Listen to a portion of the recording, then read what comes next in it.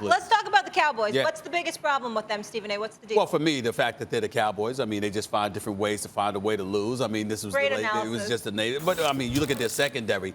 This kid Diggs had a really, really rough day.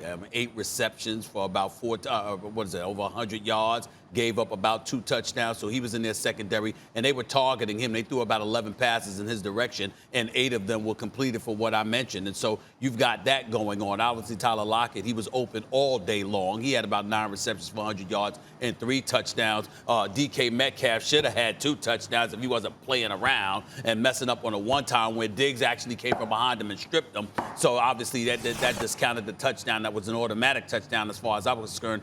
But anyway you look at it, the Dallas Cowboys, they're loaded offensively, even though Ezekiel Elliott only had 34 yards rushing. They're still loaded offensively. You got Dak Prescott. He threw for 472 yards. We know, even though he threw 2 interceptions, we know how potent that offense is, and he just keeps coming and coming and coming, and their receivers are nothing to be questioned. But I got to tell you, I'd be remiss in not giving love to Aldon Smith. I mean, we all know the kind of pass that he's had and how much trouble that he's had. I mean, this dude on their defensive line, I mean, how many pressures did he have yesterday? He had 3 quarterback sacks yesterday. This dude has been nothing short of sensational. He's been a monster on that defensive line. But in the end, when you really, really dissect it and you look at the Dallas Cowboys and what the problem is, it's primarily with their secondary. They can throw on anybody offensively, but defensively, anybody seems to be able to throw on them. That's their problem right now. They can get to the quarterback. They can pressure, okay? But their secondary is their weakness, and it showed yesterday. Here's the problem with the Dallas Cowboys. They're a slightly above average team.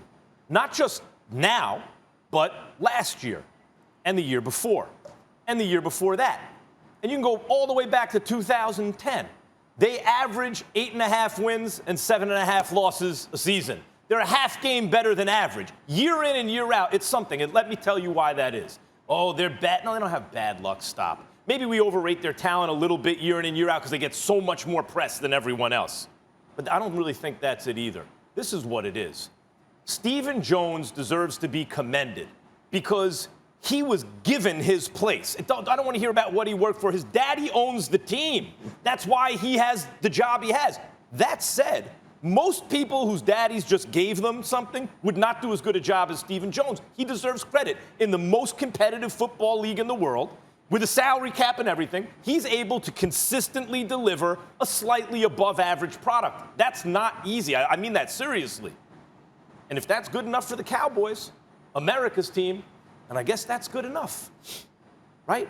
Does Jerry Jones go out and get the best executive he can find? Or does he give it to his kid, who's competent? There's no 2 ways about it. Stephen Jones and Jerry Jones together make a competent front office, but that's all it is. It's nothing special. It's a half game above average. They're 1-2 now. They're 8-8 last year. They were 10-6, 9-7. They went 13-3, but they went 4-12. It's always a little bit above 500. 8-8, 8-8, 8-8, 6-10. This is the Dallas Cowboys. They're a 9-7, 8-8 team. For 10 years, since 2010. Jerry Jones's ego prevents them from being great. And it's more of the same this year. That's why they hired Mike McCarthy. No one was banging down his door. A coach they could control who wouldn't take the spotlight off the Joneses. Key, you played for the Cowboys. I thought the problem was the defense. Talk to me. I think it is the defense, Molly. When you look at, much like Stephen A. just said, the secondary. And I thought Mike Nolan coming out of retirement and coaching the defensive side of the ball would certainly help them out.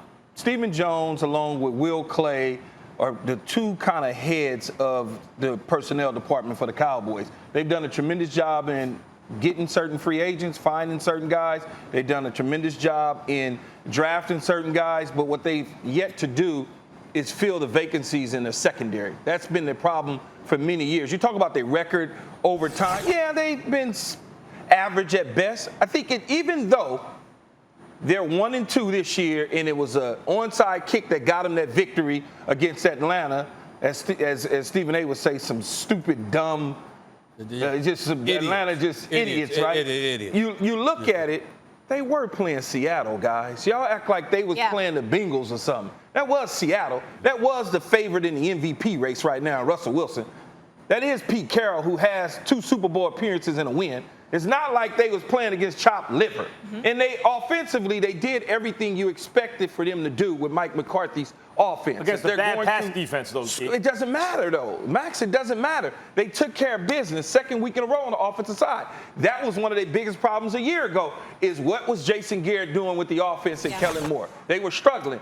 Now that they've somewhat fixed the offense, and Dak Prescott looks like a $40 million quarterback week in and week out, now they got to fix the secondary. And they got to put it all together. They're in a bad division. The division is horrible, so they still can come out of that division. They're always going to have a shot with that. Yeah, they're always going to have a shot. Always. Well, first of all, let me get back to Max's point because I think you're wrong. Okay, I think you're wrong when you sit up there and you say, you know what, this is not a good team or whatever. I think they are a very good team. There have been high-potent, high-octane offenses in NFL history who haven't won Super Bowls. Ed Coryell, Dan Fouts, and those boys. Obviously, even though the greatest show on turf did win the Super Bowl in St. Louis, there was another time they lost it when they were held in relative check by the New England Patriots. You look at some of the potent offenses in NFL history. Look at Dan Marino, all of those years. Look at Kansas City last year. That's right, Mark Superduper, Mark Clayton, all of these boys. You have situations where they don't win Super Bowls. That's entirely different than not winning to the degree that you highlighted that Dallas is not winning. When you look at the talent that the Dallas Cowboys have, they've had the talent. They have the talent now. You look at them right now, they should be better. There is no question about it. Every year, though. I understand that, but what I'm saying to you, especially this year, when you look at their roster, this is in terms of talent on the roster, they are a Super Bowl contending roster. We fought that last year about them. I did it. Remember, I predicted they wouldn't even make the playoffs last year. But the point, that was Damian Woody that predicted they'd win the Super Bowl. You know how Woody was. But the point is, when you look at Dallas right now, if you think about they got everything except the secondary. Their secondary is highly suspect. We've seen teams in NFL history that have had suspect defenses, let alone suspect secondaries, and they were still a playoff team. Yeah. Thanks for watching ESPN on YouTube. For live streaming sports and premium content, subscribe to ESPN+.